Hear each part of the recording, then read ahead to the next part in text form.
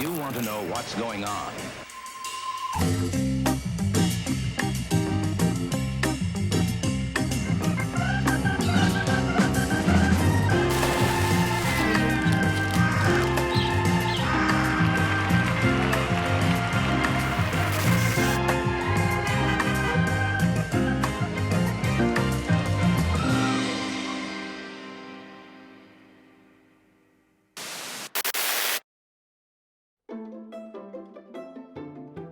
I'm Kaylee Dougherty. I'm an anaplastologist and ocularist.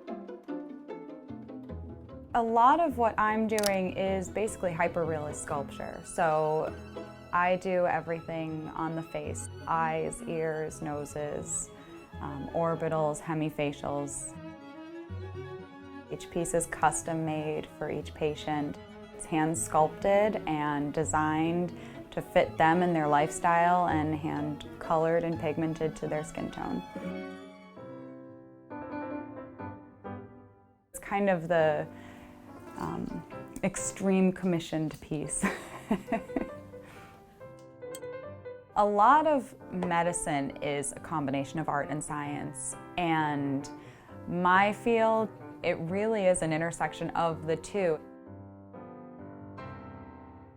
I wanted to be a sculptor when I was 7, so that's been all I've ever wanted to do. I went to school for sculpture at Boston University, and all of my focus was on portrait work and life-size figures. Now I do the same, it's just parts of the portrait instead of the entire thing at any given time. These prosthetics are typically thought of from an outward appearance, and while that is important, all of these body parts have function that people really need beyond just looking natural. The nose and ears all help in holding up glasses and masks. The ears are really important for directing sound. Ring-like ripples spread in all directions over the surface. The eye, when it's removed, that volume is lost, so I'm restoring that shape to make sure that the eye is comfortable, that it has to go into the ducts for the nasal passages. Into the nose after flushing and cleaning the entire eye surface.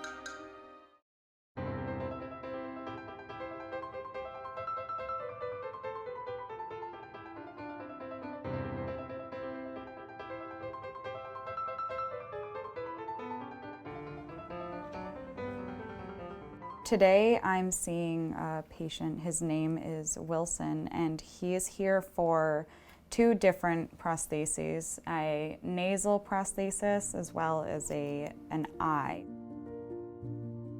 His story, as it's been relayed to me, is that he worked as a camp counselor in Honduras, and when he was bringing the children to a festival, there was a group that detonated explosives as a form of protest, and he was injured in the process of trying to protect the children.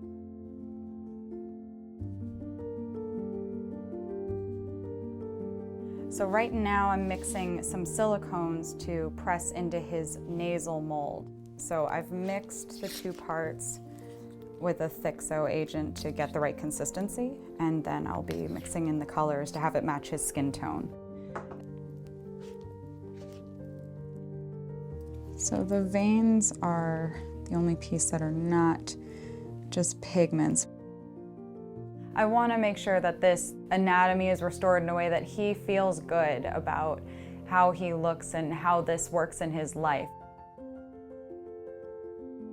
He came previously for a fitting appointment, and today he's coming back with his mother.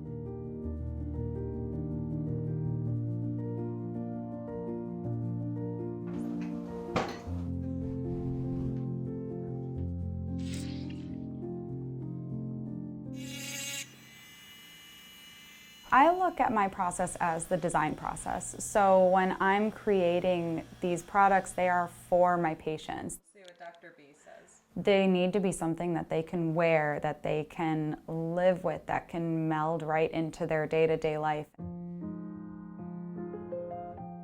I design prosthetics really to give that control back to my patients.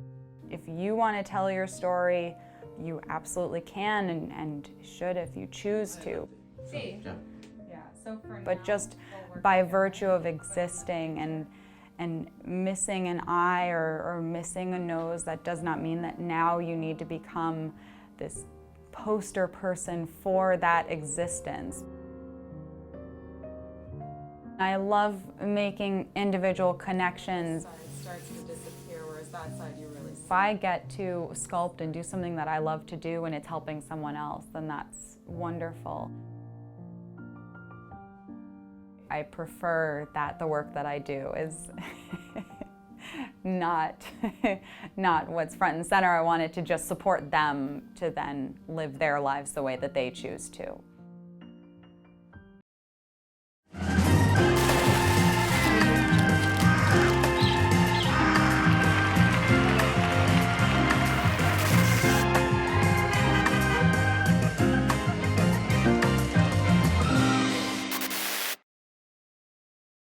Watch more Art Inc., a Rhode Island PBS original series now streaming at ripbs.org/artinc.